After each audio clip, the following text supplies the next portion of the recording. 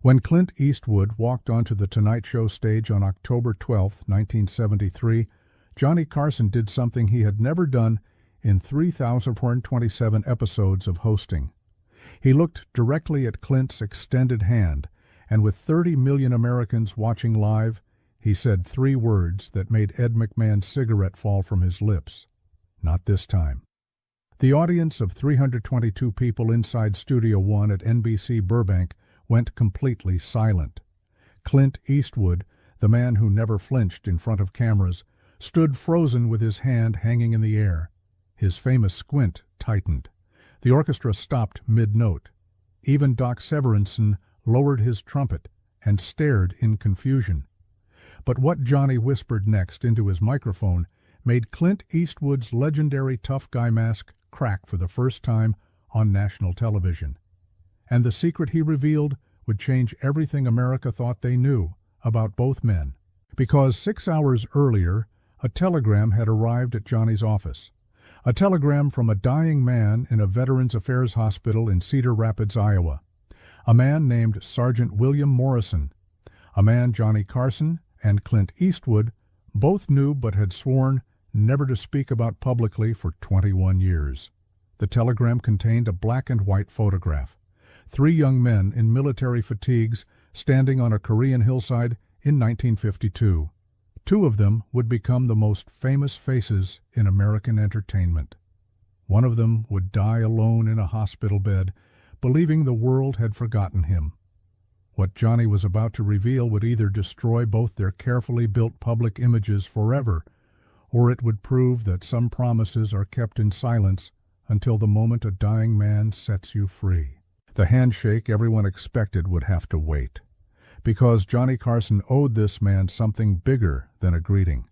He owed him the truth about a night in Korea when a farm boy from Nebraska saved 2 terrified young soldiers and made them promise something that shaped the next 2 decades of their lives. And it all started 24 hours earlier when that yellow telegram arrived with 2 words at the top in red ink: urgent, personal. If this story already has you hooked, do me a favor. Hit that like button right now and drop a comment telling me where in the world you're watching this from. And trust me, you're going to want to see how this unfolds. Let's go. October 11th, 1973, 2:17 in the afternoon. Johnny Carson sat alone in his office on the 3rd floor of NBC Studios in Burbank, California. An Emmy Award sat on the shelf behind him. A Karnak the Magnificent turban hung on a coat hook. A half-smoked cigarette burned in the ashtray on his desk. His secretary knocked twice and entered without waiting for permission. She knew Johnny's schedule by heart, and interruptions like this never happened unless something was wrong. "This just came by courier, Mr. Carson," she said quietly, handing him a Western Union telegram. "It's marked urgent." Johnny looked at the yellow paper, the red urgent stamp across the top, the Iowa postmark. His hand started shaking before he even opened it. The first line hit him like a punch to the stomach. "Johnny, it's Dutch Morrison. I'm dying. Stage 4 lung cancer, VA Hospital, Cedar Rapids. Doctors say 2 weeks maximum, maybe less." Johnny's cigarette slipped from his fingers and landed on the desk, still burning. He didn't notice. He kept reading. "Clint Eastwood is booked on your show tomorrow, October 12th. Before you shake his hand, there's something America needs to know about Korea, about what really happened on Hill 418, about the promise we 3 made. I'm releasing you both from your oath. Tell them the truth. They need to know we existed. Tell them the forgotten soldiers mattered. Dutch." Johnny stood up so fast his chair rolled backward and hit the wall. For 11 years he had hosted The Tonight Show. For 11 years he had perfected the image of the charming, funny, safe Midwestern guy who made America laugh before bed. He never talked about Korea. NBC executives had made it clear, "Keep it light, Johnny. America doesn't want heavy." But Dutch Morrison was dying, and Dutch was releasing him from a 21-year promise of silence. Johnny walked to his desk and unlocked the bottom drawer. Inside was a small metal box he'd kept since 1954. He hadn't opened it in years, but he'd never thrown it away either. His hands trembled as he lifted the lid. A Purple Heart medal. Not his. It belonged to Sergeant William Morrison, a faded photograph. 3 young men in combat fatigues, arms around each other's shoulders, forcing smiles for a camera in Seoul, South Korea. December 1951, Johnny was 26, Clint was 21, Dutch was 28. And a set of dog tags, stamped with the name Morrison, William J. The dog tags Dutch had pressed into Johnny's hand in a military hospital in March 1952 with a single instruction: "Hold these for me until I ask for them back." Dutch never asked for them back. He just kept serving. 3 tours in Korea, 2 in Vietnam, 23 years total. He retired in 1968 and disappeared into a small town in Iowa, never married, never sought attention, never told his story. Johnny picked up his office phone and dialed the operator. "Get me Clint Eastwood's agent in Los Angeles. Tell him it's Johnny Carson and it's an emergency." 20 minutes later, Johnny hung up the phone.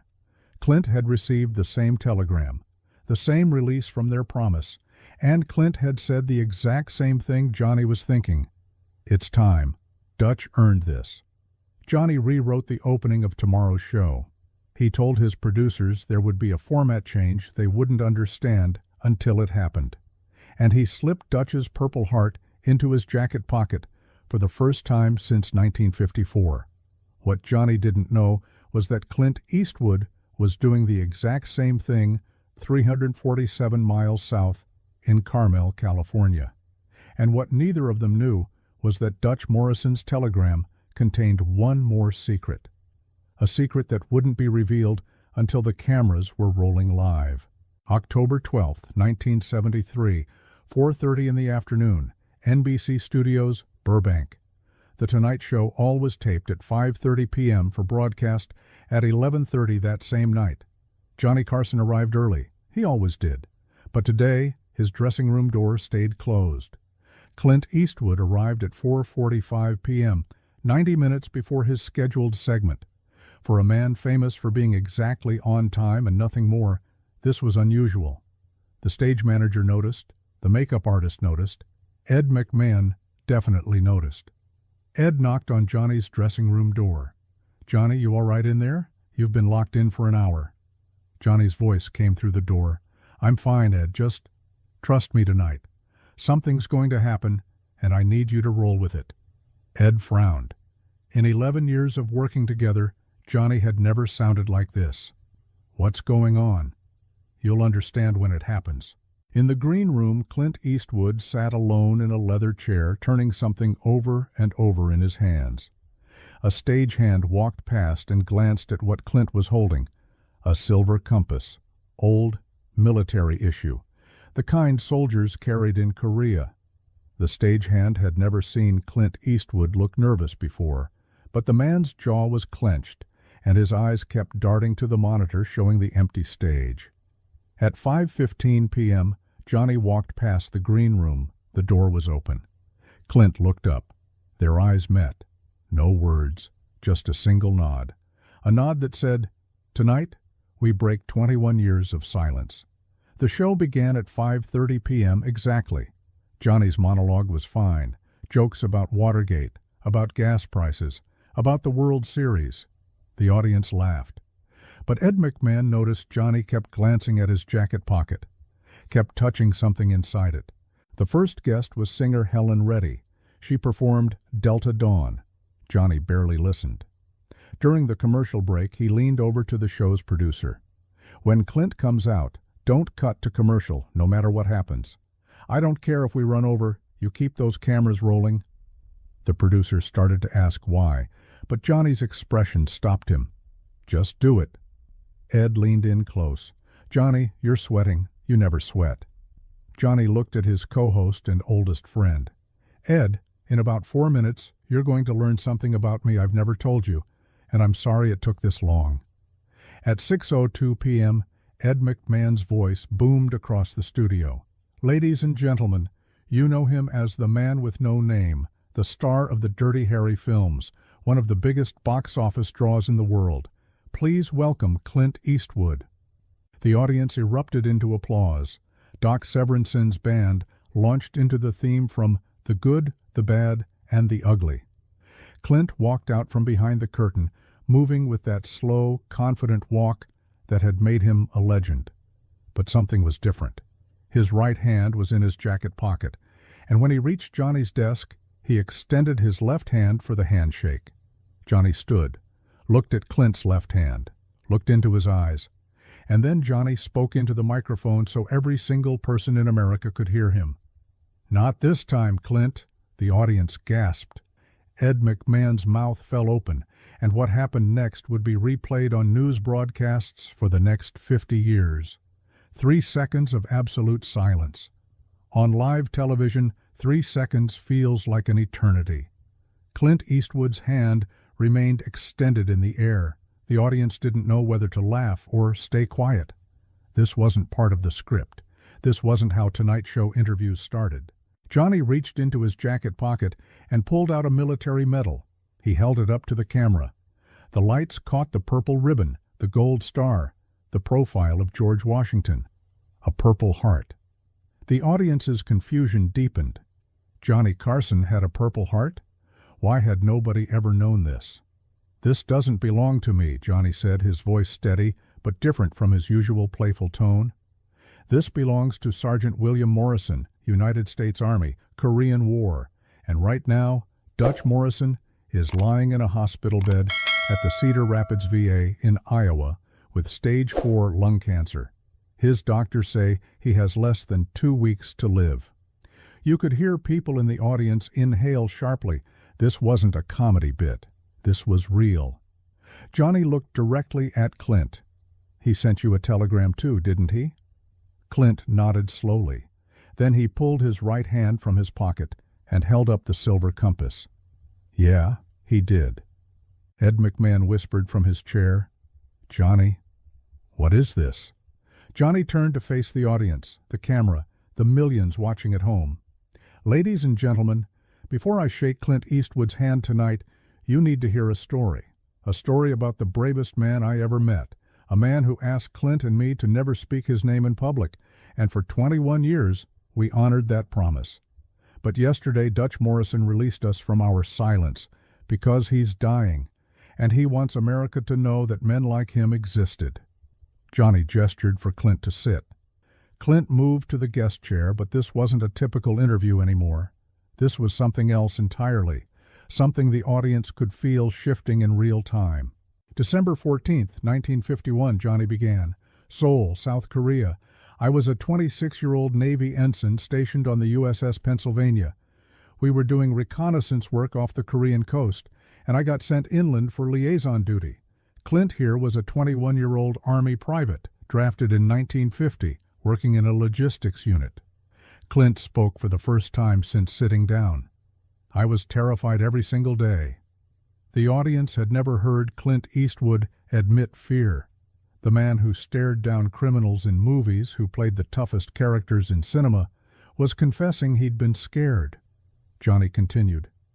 "We both ended up at a rest and recreation center in Seoul for 48 hours of leave. We met at a makeshift USO bar. We were just 2 guys from small towns trying to forget about the war for 2 days. And then this giant of a man walked up to us." Johnny's voice changed when he said the next part, softer, full of something that might have been grief. "Sergeant William Morrison, 6'4", farm boy from Nebraska like me. He was covered in combat ribbons. This was his second tour. He'd volunteered to stay after his first 18 months because he said the young kids being shipped over needed someone who knew how to keep them alive." Clint leaned forward. "Dutch bought us drinks, told us stories that made us laugh for the first time in months. And he said something I've never forgotten. He looked at both of us and said, 'War's going to take enough from you. Don't let it take your humanity.'" Johnny nodded. "For 3 days in Seoul, Dutch became like an older brother to us. He told us we were going to survive the war, that we'd go home and do something that mattered. We thought he was crazy." The audience was completely silent now, listening, absorbing. "February 8th, 1952, Johnny said. Hill 418 near Chorwan. Clint's logistics unit was delivering supplies to a forward position. I'd been sent inland again for coordination work, and Dutch's infantry unit was defending that hill. Johnny paused. His hand tightened around the Purple Heart. At 2 in the morning, Chinese forces launched a surprise assault, hundreds of soldiers coming over that ridge in the dark. I was in a command bunker watching it happen, and Clint was trapped in a supply depot 200 yards away with no cover. Clint's voice was quiet. I thought I was dead. Dutch's unit got the order to fall back, Johnny continued. The hill was lost. But Dutch saw Clint pinned down, and he saw me trying to figure out how to reach him. So Dutch disobeyed a direct order. He ran into the open, into enemy fire. He reached Clint first, dragged him toward the bunker. I ran out to help even though I was Navy and had no business being in ground combat. Johnny looked at Clint. Clint looked back. Both men's eyes were wet. We made it to the bunker, Johnny said, all 3 of us. But we were trapped with 47 other soldiers, surrounded.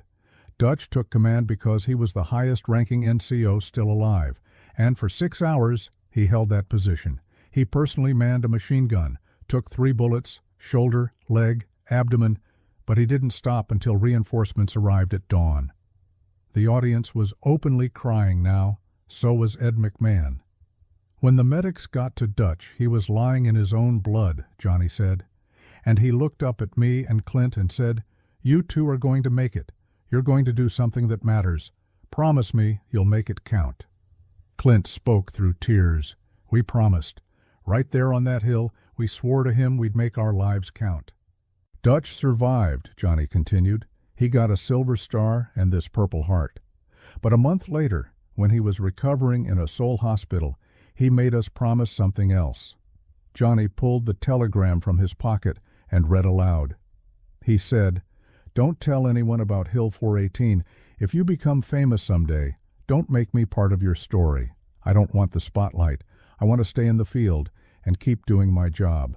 The minute my name gets in the papers, they'll pull me out of combat. And there are 18-year-old kids over here who need someone who knows how to keep them alive." The weight of those words settled over the studio like a blanket. Clint added, "So we promised." We shook his hand and swore we'd never speak his name publicly. Johnny held up the Purple Heart. "Dutch gave me this medal and told me to hold it until he asked for it back." Johnny's voice cracked. He never asked. He just kept serving. 3 tours in Korea, 2 tours in Vietnam. He retired in 1968 with 23 years of service.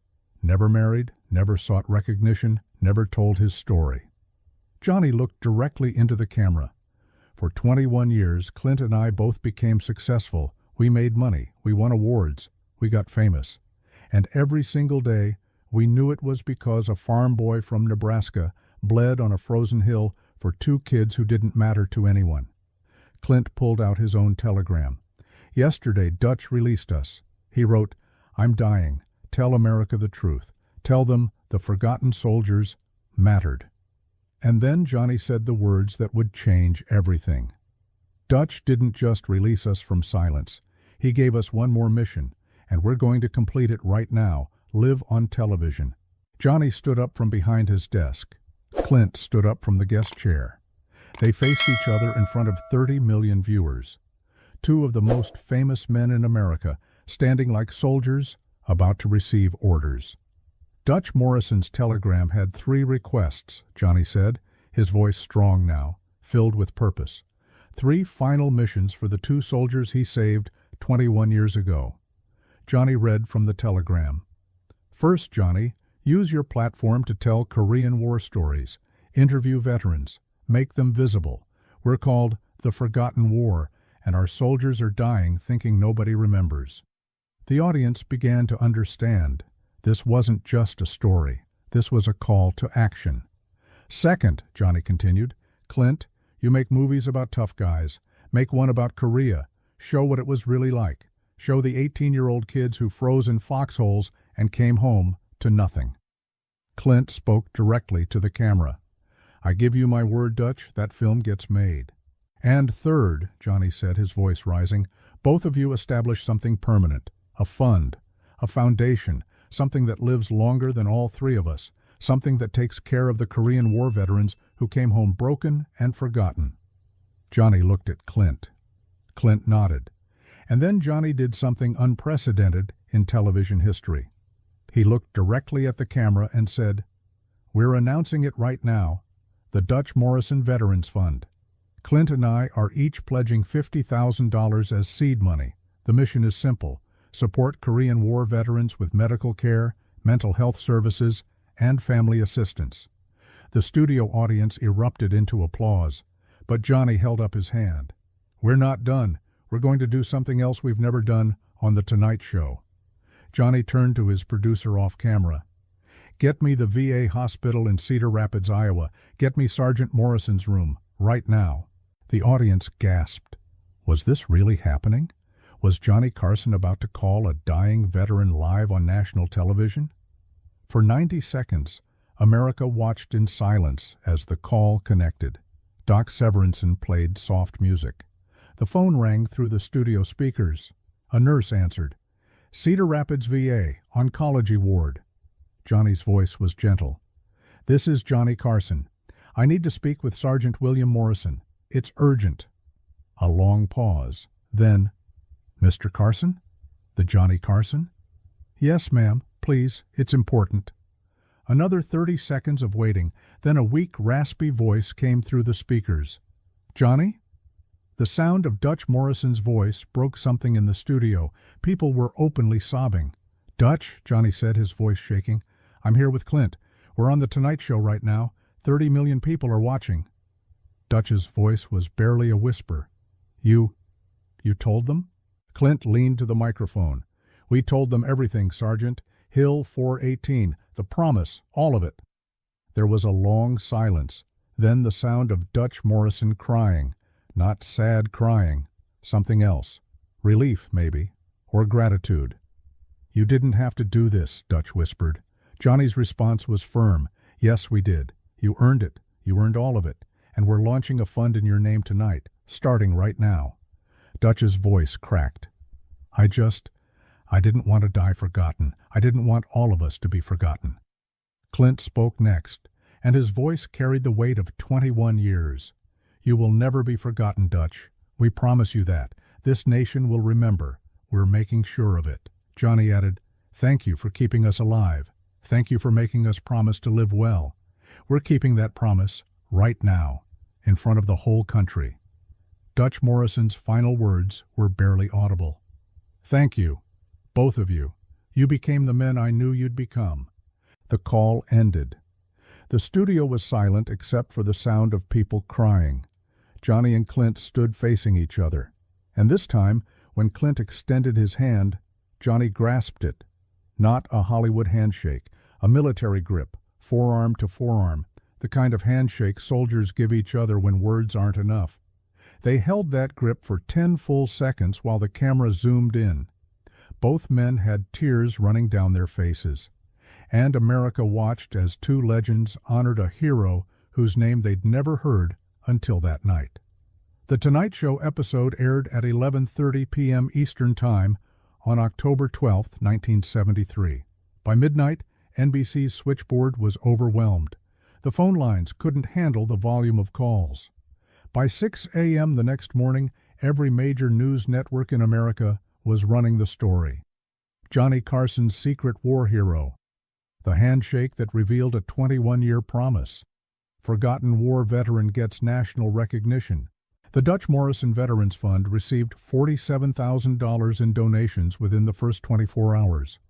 The phone number Johnny had put on screen was flooded with calls from Korean War veterans who wanted to share their stories, from families who wanted to donate, from Americans who hadn't thought about Korea in decades.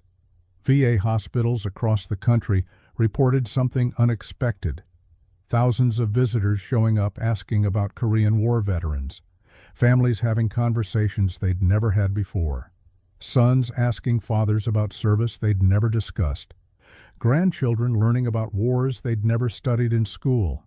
In Cedar Rapids, Iowa, the nurses at the VA hospital told reporters that Dutch Morrison had watched the broadcast from his bed, that he'd cried for an hour afterward, that he kept saying, "They did it. They really did it."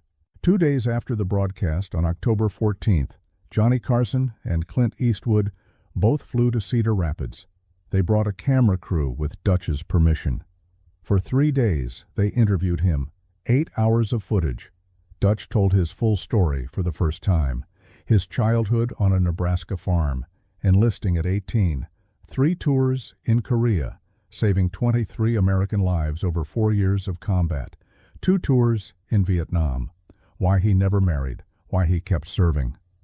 "The war took certain things from me," Dutch said on camera, oxygen tubes in his nose, his body down to 140 pounds. "But it gave me purpose. And when I saw what Johnny and Clint became, I knew my life meant something. I knew those kids on Hill 418 meant something." Johnny asked him about the newspaper clippings they'd found in Dutch's small apartment. Clippings of Johnny's Tonight Show success, reviews of Clint's movies, all carefully organized in a scrapbook. Dutch smiled weakly. "I watched every show I could catch, Johnny, saw every one of Clint's films. I was proud of you boys, so proud." Clint's voice was thick with emotion. "We were just trying to be worthy of what you gave us." Dutch looked at both of them with eyes that had seen too much war and too much loss. "You were always worthy. From that first night in Seoul, I knew. I saw something in you both, and I was right." On October 24th, 1973, at 3:17 in the morning, Sergeant William Dutch Morrison died peacefully. Johnny Carson and Clint Eastwood were both at his bedside. His last words were spoken in a whisper so quiet they had to lean in to hear. "Tell them. Tell all the forgotten soldiers they mattered." Johnny reached over and gently closed Dutch's eyes. He placed the Purple Heart on Dutch's chest. Clint placed the silver compass in Dutch's hand, and both men stood at attention and saluted. The funeral was held on October 28th at Cedar Rapids National Cemetery. Johnny and Clint served as pallbearers, military honors, 21 gun salute, the folding of the flag, taps played across the cold Iowa morning. Over 2,000 people attended. The population of Cedar Rapids was only 110,000, but people drove from neighboring states. Korean War veterans in uniform, families who'd watched the broadcast, Americans who wanted to say thank you to a man they'd never met. Johnny gave the eulogy. "Dutch Morrison asked us for 21 years to stay silent. We gave him what he asked for, but now, we promise, he will be remembered forever." Clint read Dutch's final telegram as the closing tribute. The gravestone, paid for by the Morrison Fund, was inscribed with words both men had chosen together. Sergeant William Dutch Morrison, 1930-1973, U.S. Army, Korea, 1951-1955, Vietnam, 1965-1968. He saved the lives of soldiers and the souls of stars. The Dutch Morrison Veterans Fund raised $2.3 million in its first year. It helped 847 Korean War veterans with medical bills, housing assistance, and mental health support. Johnny Carson featured Korean War veteran interviews on The Tonight Show once a month for the next 19 years until his retirement in 1992. Clint Eastwood released the film Letters from Chorwon in 1975. It was nominated for 3 Academy Awards, including Best Picture. The opening dedication read, "For Sergeant Dutch Morrison, who taught us that courage is keeping your promise even when the world forgets." The friendship between Johnny Carson and Clint Eastwood became public knowledge after that night. They appeared together every October 12th for the next 2 decades, always honoring Dutch, always telling his story. By the time Johnny retired in 1992, the Dutch Morrison Veterans Fund had helped over 12,000 veterans and raised $47 million. When the Korean War Veterans Memorial was dedicated in Washington, D.C. in 1995, Dutch Morrison's name was engraved on the wall. Johnny and Clint were both there for the ceremony. And every single year on February 8th, the anniversary of Hill 418, both men would call each other, no matter where they were in the world, and say the same 2 words, "We remembered." If this story of brotherhood, sacrifice, and a 21-year promise kept in silence moved something deep inside you, then you need to understand something important. This isn't just about Johnny Carson and Clint Eastwood. This is about every single veteran who came home from war and never told their story, every soldier who saved lives and asked to be forgotten, every hero who believed their sacrifice didn't matter. Dutch Morrison spent 21 years thinking the world had moved on without him, and it took two famous men breaking their silence to show him that his life had meaning. So here's what I'm asking you to do right now. Smash that subscribe button, because we're bringing you more stories like this. Real stories, powerful stories, stories about the moments when fame met duty and legends revealed the truth behind their success. Drop a comment below and tell me, do you have a veteran in your family whose story has never been told? A grandfather who served in Korea? An uncle who went to Vietnam? A parent who deployed to Iraq? Share their name right here in the comments. Let's build a memorial together. Let's make sure that, like Dutch Morrison, they're remembered.